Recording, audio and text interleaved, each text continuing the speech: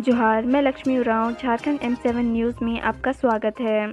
आप किस ज़िले से हैं हमें कमेंट करके बताएं ताकि हम आपके ज़िले के खबरों को भी बता सकें। चलिए आज की सभी बड़ी खबरों को जान लेते हैं। पुलिस ने बिजली मिस्त्री का काटा चालान, बदले में कर्मचारी ने काट दी थाने की बिजली, पूरी रात चला जनरेटर। झारखंड के सिमडेगा जिले में गजब मामला सामने आया है। पुलिस की कार्रवाई से नाराज बिजली मिस्त्री ने थाने की पावर सप्लाई काट दी। बत्ती गुल होने के बाद जनरेटर चलाकर पूरी रात काम चलाया गया। विभागीय कर्मचारी की नाराजगी देखते हुए बिजली विभाग के अभियंता तक ने इस मामले हस्तक्षेप करने से हाथ खड़े कर लिए। मामला कोलेबिरा थाने का है।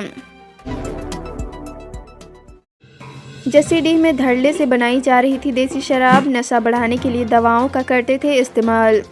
झारखंड के देवघर जिले में उत्पाद विभाग की ओर से छापेमारी कर अवैध शराब भट्टी को नष्ट किया गया है। इस मामले में एक व्यक्ति को गिरफ्तार किया गया। मौके से फरार होने में सफल रहे दूसरे व्यक्ति का मामला दर्ज किया गया है। पूछताछ में पता चला है कि शराब को और अधिक मादक बनाने के लिए यह गिरोह दवाओं का इस्तेमाल करता था। मार भात खाकर जी रहे कर्मी, बच्चों की फीस भरने में अफसरों के पीएफ खाते खाली।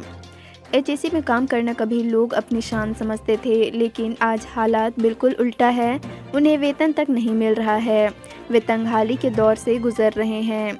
श्रमिक परिवार किसी तरह मार भात खाकर गुजारा कर रहा है, तो कोई पकौड़ी बेचकर परिवार का पेट भर रहा है। कई कर्मचारी तो ऑटो चलाकर भी अपने परिवार की गाड़ी खींचने की कोशिश कर रहे हैं। अधिकारियों का हाल भी कुछ ऐसा ही है।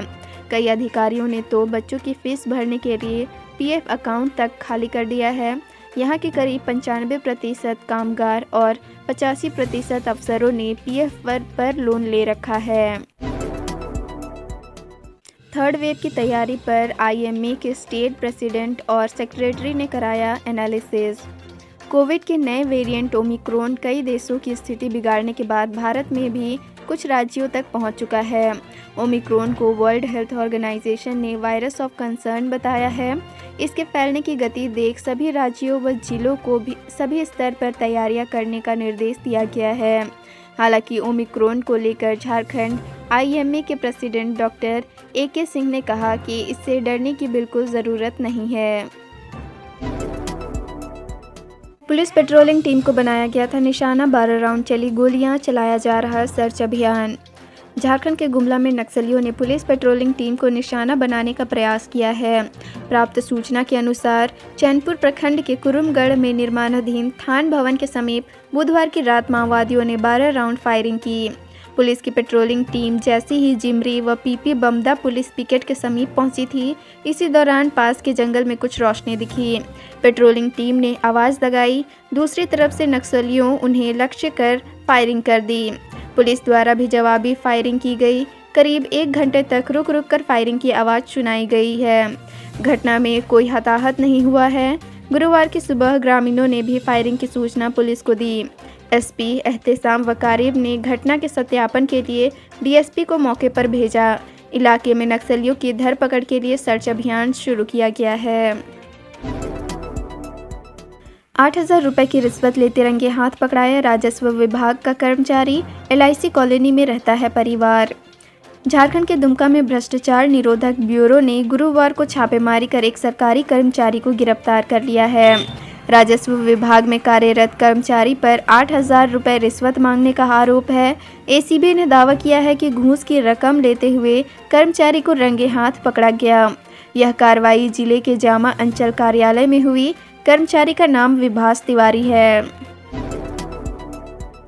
जंगल से निकलकर पकरा स्टेशन के पास पहुंचा दहशत में ग्रामीण, वन विभाग ने शुरू किया प्रशिक्षण। झारखंड के गुमला में हाथियों के झुंड ने उत्पात मचाया हुआ है। बसिया प्रखंड क्षेत्र में 28 हाथियों का समूह प्रवेश कर गया है। गुरुवार की दोपहर तक यह पकरा स्टेशन के पास पहुंच गए। हाथियों के झुंड के जंगल से निकलकर आबादी इलाके में प्रवेश कर जाने के कारण ग्रामीण डरे सहमे हुए हैं। लोगों के बचाव के लिए वन विभाग ने ग्रामीणों का प्रशिक्षण अभियान प्रारंभ कर दिया है। गांव-गांव घूमकर हाथियों से बचने के लिए कहा जा रहा है।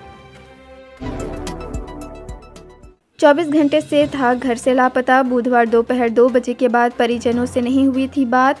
जांच में जुटी पुलिस। रांची के पिठोरिया थाना क्षेत्र के मुड़हर पहाड़ के पास एक युवक का शव मिला है। मृतक की पहचान करबला चौक निवासी महताब के रूप में हुई। वह रांची में ही एक मेडिकल शॉप में काम करता था। बुधवार सुबह से ही घर से लापता था। घर से घटनास्थल की दूरी लगभग 20 किलोमीटर है। मृतक महताब के पॉकेट से जहर का बोतल भी बरामद हुआ है, जो पूरी तरह से खाली है। पीजी प्रथम सेमेस्टर में दाखिले के लिए मेरिट में आने वाले विद्यार्थियों को अवधि विस्तार 13 तक ले सकेंगे प्रवेश।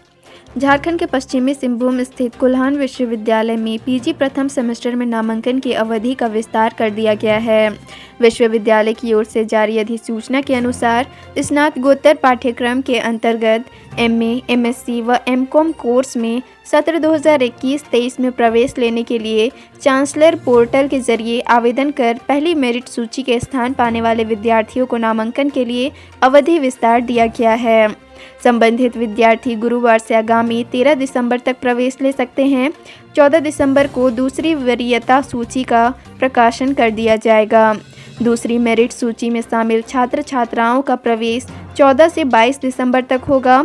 अधिष्ठाता छात्र कल्याण की ओर से संबंधित आदेश दिया गया है।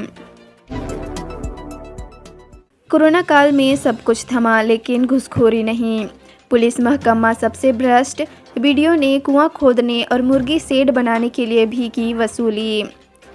कोरोना काल में सब कुछ थम गया, लेकिन सिर्फ एक चीज़ नहीं थमी, वह है घूसखोरी।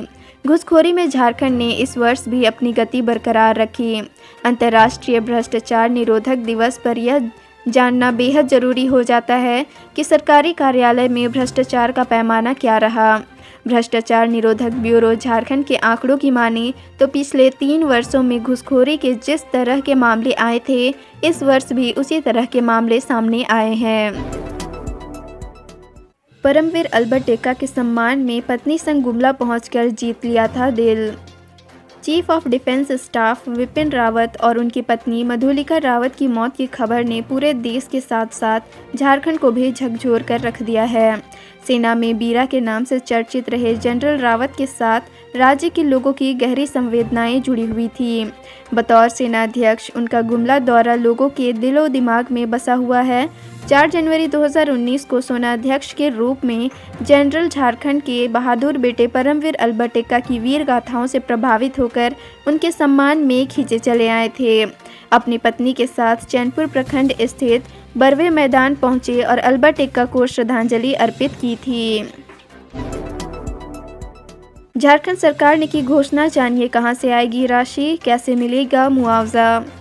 झारखंड सरकार ने कोरोना से मृतक के आश्रितों के लिए मुआवजा राशि की घोषणा कर दी है। हेल्थ सह आपदा प्रबंधन विभाग के मंत्री बन्ना गुप्ता ने आदेश जारी कर कहा है कि राज्य में कोरोना से जान गंवाने वाले लोगों के परिजनों को राज्य सरकार 50,000 रुपये की सहायता राशि दी जाएगी। बंगाल के बाद झारखंड में लागू होगा prevention of leaching act, draft तैयार, जल्द बनेगा कानून। झारखंड में अब मॉब लीचिंग से किसी की मौत हो जाती है तो दोषियों को मौत की सज़ा मिलेगी। इसके साथ ही 10 लाख रुपए का जुर्माना भी लगाया जा सकता है।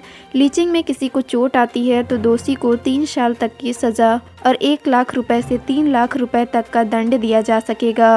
वहीं अगर किसी को गंभीर चोट आती है तो दोषी को 10 साल से लेकर उम्र कैद तक की सज़ा और 3 से 5 लाख रुपए का जुर्माना किया जा सकेगा। पार्वती घाट पर अंतिम संस्कार, जमीन विवाद में हुई हत्या, 3 आरोपी गिरफ्तार, हथियार बरामद।